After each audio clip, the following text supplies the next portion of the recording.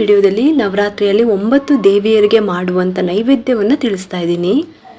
ನಾವು ದೇವಿಗೆ ಯಾವ ನೈವೇದ್ಯವನ್ನು ಇಡಬೇಕು, ಈ ಥರ ದೇವಿಗೆ ನೈವೇದ್ಯವನ್ನು ಇಡೋದ್ರಿಂದ ನಮಗೆ ಫಲ ಏನು ಸಿಗುತ್ತೆ, ಯಾವ್ಯಾವ ಸಮಸ್ಯೆಗಳಿಗೆ ಪರಿಹಾರ ಸಿಗುತ್ತೆ ಅನ್ನೋವಂಥ ಸಂಪೂರ್ಣ ವಿಚಾರವನ್ನು ನಾನು ನಿಮಗೆ ತಿಳಿಸ್ತಾ ಇದ್ದೀನಿ. ಬನ್ನಿ ಇವಾಗ ಈ ಸಂಪೂರ್ಣ ಮಾಹಿತಿನ ತಿಳ್ಕೊಳ್ಳೋಣ. ನವರಾತ್ರಿಯಲ್ಲಿ ಯಾವ ದಿನದ ಬಣ್ಣದ ಸೀರೆಯನ್ನು ಉಟ್ಕೋಬೇಕು ಅಂತಲೂ ಕೂಡ ತಿಳಿಸ್ಕೊಟ್ಟಿದ್ದೀನಿ. ಅದೇ ಪ್ರಕಾರ ಕೂಡ ಪ್ರತಿ ದಿನದ ಬಣ್ಣದ ಸೀರೆನ ಉಟ್ಕೊಂಡು ಪೂಜೆನ ಮಾಡಬೇಕಾಗುತ್ತೆ. ಈ ನವರಾತ್ರಿಯಲ್ಲಿ ಬರೀ ಸೀರೆನೇ ಉಟ್ಕೋಬೇಕಾ, ಡ್ರೆಸ್ ಎಲ್ಲ ಹಾಕೋಬಾರ್ದಂತ ಮಾತ್ರ ಕೇಳೋದಕ್ಕೆ ಹೋಗಬೇಡಿ.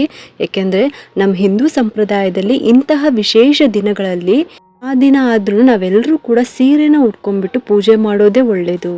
ಹಾಗೆ ನೋಡೋದಕ್ಕೂ ಕೂಡ ಚೆನ್ನಾಗಿ ಕಾಣ್ತಾ ಇರ್ತೀವಿ, ಅದಕ್ಕೋಸ್ಕರ ಹೇಳ್ತಾ ಇದ್ದೀನಿ.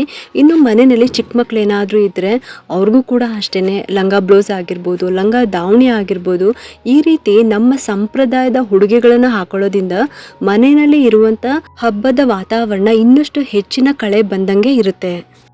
ದೇವಿಯು ದುಷ್ಟರನ್ನು ಸಂಹಾರ ಮಾಡೋದಕ್ಕೋಸ್ಕರ 9 ಅವತಾರಗಳನ್ನು ತಾಳ್ತಾರೆ. ಇದನ್ನು ನಾವು ನವರಾತ್ರಿಯಾಗಿ ಪೂಜೆ ಮಾಡ್ತೀವಿ. ಶ್ರೀರಾಮಚಂದ್ರ ಪ್ರಭು ಕೂಡ ಅಷ್ಟೇ ಲಂಕೆಗೆ ಯುದ್ಧಕ್ಕೆ ಹೋಗೋಕ್ಕಿಂತ ಮೊದಲು ದೇವಿಯನ್ನು 9 ದಿನಗಳ ಕಾಲ ಪೂಜೆ ಮಾಡಿದ್ರು ಅನ್ನೋ ಒಂದು ಕತೆ ಕೂಡ ನಿಮಗೆ ಗೊತ್ತಿರುತ್ತೆ. ಅದಕ್ಕೋಸ್ಕರ ನವರಾತ್ರಿ ಅಂದು ಶ್ರದ್ಧಾ ಭಕ್ತಿಯಿಂದ ದೇವಿಯನ್ನು ಪೂಜಿಸಿದರೆ ಸಕಲ ಇಷ್ಟಾರ್ಥಗಳು ಕೂಡ ನೆರವೇರುತ್ತೆ. ಹಾಗಾಗಿ ನವರಾತ್ರಿ ಅಂದು ದೇವಿಗೆ 9 ರೀತಿಯ ನೈವೇದ್ಯಗಳನ್ನು ಅರ್ಪಣೆ ಮಾಡೋದ್ರಿಂದ ನಮಗೆ ಯಾವೆಲ್ಲ ಸಮಸ್ಯೆಗಳು ದೂರ ಆಗುತ್ತೆ ಅನ್ನೋ ಒಂದು ವಿಚಾರದ ಬಗ್ಗೆ ನಾನು ನಿಮಗೆ ಇವತ್ತು ತಿಳಿಸ್ತಾ ಇದ್ದೀನಿ. ನವರಾತ್ರಿಯ ಮೊದಲನೇ ದಿನದಂದು ಶೈಲಪುತ್ರಿ ಅಮ್ಮನವ್ರನ್ನ ಪೂಜೆ ಮಾಡ್ತೀವಿ. ಅಂದರೆ ದೇವಿಯು ಶೈಲಪುತ್ರಿ ಅವತಾರದಲ್ಲಿ ಇರ್ತಾರೆ. ದುರ್ಗೆಯ ಈ ರೂಪಕ್ಕೆ ಹಸುವಿನ ತುಪ್ಪವನ್ನು ನೈವೇದ್ಯವಾಗಿ ಅರ್ಪಿಸಬೇಕು.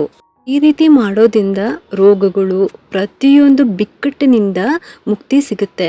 ಅಂದರೆ ಮೇಲಿಂದ ಮೇಲೆ ಬರುವಂಥ ಸಮಸ್ಯೆಗಳಿಂದ ಮತ್ತು ಮೇಲಿಂದ ಮೇಲೆ ಬರುವಂಥ ಅನಾರೋಗ್ಯದ ಸಮಸ್ಯೆಯಿಂದ ನಮಗೆ ಮುಕ್ತಿ ಅನ್ನೋದು ಸಿಗುತ್ತೆ. ಹಾಗಾಗಿ ನವರಾತ್ರಿಯ ಮೊದಲನೇ ದಿನ ತುಪ್ಪವನ್ನು ನೈವೇದ್ಯ ಮಾಡಿ ಬಡಿಸ್ಬೇಕು. ನವರಾತ್ರಿಯ 2ನೇ ದಿನದಂದು ದುರ್ಗಾದೇವಿಯನ್ನು ಅಂದರೆ ಬ್ರಹ್ಮಚಾರಿಣಿ ರೂಪದಲ್ಲಿ ಆರಾಧನೆ ಮಾಡ್ತೀವಿ.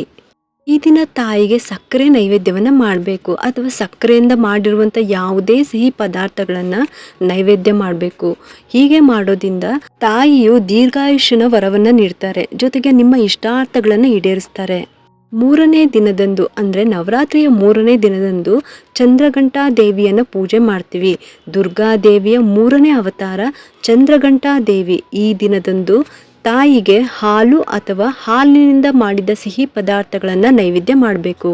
ಹೀಗೆ ಮಾಡೋದ್ರಿಂದ ಸಂಪತ್ತು ಮತ್ತು ಕೀರ್ತಿ ಹೆಚ್ಚಾಗಲಿ ಅನ್ನೋ ಅಂಥ ವರವನ್ನು ಆ ತಾಯಿ ನಮಗೆ ಕೊಡ್ತಾರೆ. ನವರಾತ್ರಿಯ 4ನೇ ದಿನ ಕೂಷ್ಮಾಂಡು ದೇವಿಯ ರೂಪದಲ್ಲಿ ಪೂಜೆ ಮಾಡ್ತೀವಿ. ಈ ದಿನ ತಾಯಿಗೆ ಕಜ್ಜಾಯವನ್ನು ನೈವೇದ್ಯ ಇಡಬೇಕು. ಹೀಗೆ ಮಾಡೋದ್ರಿಂದ ಮನಸ್ಸಿನ ಚಂಚಲತೆ ಕಡಿಮೆ ಆಗಿ ಬುದ್ಧಿಯು ಚುರುಕಾಗುತ್ತೆ. ಈ ರೀತಿಯ ವರವನ್ನು ಆ ತಾಯಿ ನಮಗೆ ಕೊಡ್ತಾರೆ. ನವರಾತ್ರಿಯ 5ನೇ ದಿನದಂದು ಸ್ಕಂದಮಾತಾ ದೇವಿಯನ್ನು ಪೂಜೆ ಮಾಡ್ತೀವಿ. ಈ ದಿನ ತಾಯಿಗೆ ಬಾಳೆಹಣ್ಣಿನ ನೈವೇದ್ಯವನ್ನು ಮಾಡಬೇಕು, ಅಥವಾ ಬಾಳೆಹಣ್ಣಿನ ಯಾವುದೇ ರೀತಿಯ ಸಿಹಿ ಪದಾರ್ಥಗಳನ್ನು ಮಾಡ್ಬೋದು.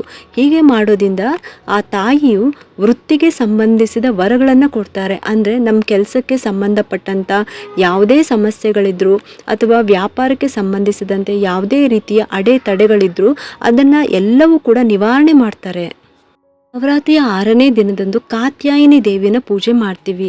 ಈ ದಿನ ಆ ತಾಯಿಗೆ ಜೇನುತುಪ್ಪವನ್ನು ನೈವೇದ್ಯ ಮಾಡಬೇಕು. ಈ ದಿನ ಸರಸ್ವತಿ ಪೂಜೆನೂ ಕೂಡ ಮಾಡಲಾಗುತ್ತೆ. ಹಾಗಾಗಿ ದೇವಿಗೆ ಜೇನುತುಪ್ಪವನ್ನು ನೈವೇದ್ಯ ಮಾಡಬೇಕು. ಇದರಿಂದ ಮಕ್ಕಳ ಒಂದು ವಿದ್ಯಾಭ್ಯಾಸ ಆಗಿರ್ಬೋದು, ದೀರ್ಘ ಆಯಸ್ಗೋಸ್ಕರ ಮತ್ತು ಸೌಂದರ್ಯ ವೃದ್ಧಿ ಆಗೋದಕ್ಕೋಸ್ಕರ ಈ ದೇವಿಗೆ ಜೇನುತುಪ್ಪವನ್ನು ನೈವೇದ್ಯ ಮಾಡಬೇಕು. ನವರಾತ್ರಿಯ 7ನೇ ದಿನ ಕಾಳರಾತ್ರಿ ದೇವಿಯನ್ನು ಪೂಜೆ ಮಾಡ್ತೀವಿ. ಈ ದಿನ ದೇವಿಗೆ ಬೆಲ್ಲ ಅಥವಾ ಬೆಲ್ಲದಿಂದ ಮಾಡಿದ ಯಾವುದೇ ಸಿಹಿ ಪದಾರ್ಥವನ್ನು ದೇವಿಗೆ ನೈವೇದ್ಯ ಮಾಡ್ಬೋದು. ಈ ರೀತಿ ಮಾಡೋದ್ರಿಂದ ಕುಟುಂಬದಲ್ಲಿರುವಂಥ ಇಂತಹ ಕಲಹಗಳೇ ಆಗಿರ್ಬೋದು, ಮತ್ತು ಭಿನ್ನಾಭಿಪ್ರಾಯ, ವೈಮನಸ್ಸುಗಳು ಏನೇ ಇದ್ರೂ ಕೂಡ ಅದೆಲ್ಲವೂ ನಿವಾರಣೆ ಆಗುತ್ತೆ. ಇದೆಲ್ಲ ನಿವಾರಣೆ ಆಗಿ ಕುಟುಂಬದಲ್ಲಿ ಸಂತಸ ಮೂಡುತ್ತೆ.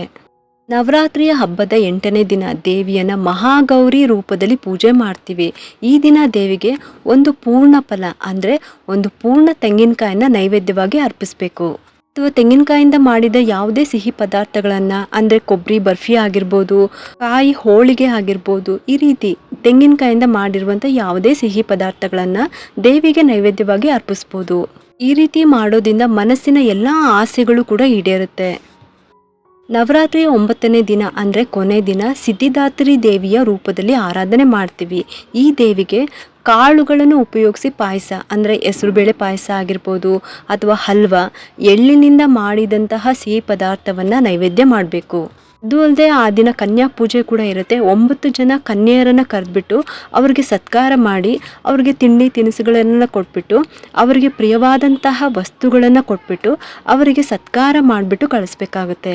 ಇದ್ರ ಬಗ್ಗೆ ಹೆಚ್ಚಿನ ಮಾಹಿತಿನ ಸಪ್ರೇಟಾಗಿ ವಿಡಿಯೋ ಮಾಡಿ ಶೇರ್ ಮಾಡ್ತೀನಿ. ಇವತ್ತಿನ ವಿಡಿಯೋದಲ್ಲಿ ಯಾವ ದೇವಿಗೆ ಯಾವ ನೈವೇದ್ಯವನ್ನು ಇಟ್ಟರೆ ನಮಗೆ ಯಾವೆಲ್ಲ ಸಮಸ್ಯೆಗಳು ನಮಗೆ ಪರಿಹಾರ ಆಗುತ್ತೆ ಅನ್ನೋ ಒಂದು ಮಾಹಿತಿನ ನಾನು ನಿಮಗೆ ತಿಳಿಸಿದ್ದೀನಿ. ಇನ್ನು ಮುಂದಿನ ವಿಡಿಯೋದಲ್ಲಿ ಪ್ರತಿದಿನ ಯಾವ ರೀತಿ ಪೂಜೆ ಮಾಡಬೇಕು, ಆ ದಿನದ ವಿಶೇಷತೆ ಏನೆಲ್ಲ ಇರುತ್ತೆ ಅದನ್ನು ಕೂಡ ಒಂದೊಂದಾಗಿ ತಿಳಿಸ್ಕೊಡ್ತಾ ಹೋಗ್ತೀನಿ. ಈ ಮಾಹಿತಿ ನಿಮ್ಗೆ ಇಷ್ಟ ಆಗಿದೆ ಅಂತ ಅನ್ಕೊತೀನಿ. ನಿಮಗೆಲ್ಲರಿಗೂ ಈ ಒಂದು ವಿಡಿಯೋ ಇಷ್ಟ ಆಗಿದ್ದರೆ ಒಂದು ಲೈಕ್ ಮಾಡಿ, ಶೇರ್ ಮಾಡಿ ಮತ್ತು ಸಬ್ಸ್ಕ್ರೈಬ್ ಮಾಡಲು ಮರಿಬೇಡಿ. ಏಕೆಂದರೆ ನೀವು ಮಾಡೋ ಒಂದು ಸಬ್ಸ್ಕ್ರೈಬಿಂದ ನಮ್ಮಂತಹ ಸಣ್ಣ ಸಣ್ಣ ಚಾನಲ್ಸ್ಗೆ ಒಂದು ಸಪೋರ್ಟ್ ಮಾಡ್ದಂಗೆ ಆಗುತ್ತೆ. ಮತ್ತೆ ಸಿಗ್ತೀನಿ ಮುಂದಿನ ಹೊಸ ವಿಡಿಯೋದೊಂದಿಗೆ ಅಂತ ಹೇಳ್ತಾ ಈ ವಿಡಿಯೋನ ಮುಗಿಸ್ತಾ ಇದ್ದೀನಿ. ಸರ್ವೇ ಜನ ಸುಖಿನೋ ಭವಂತು.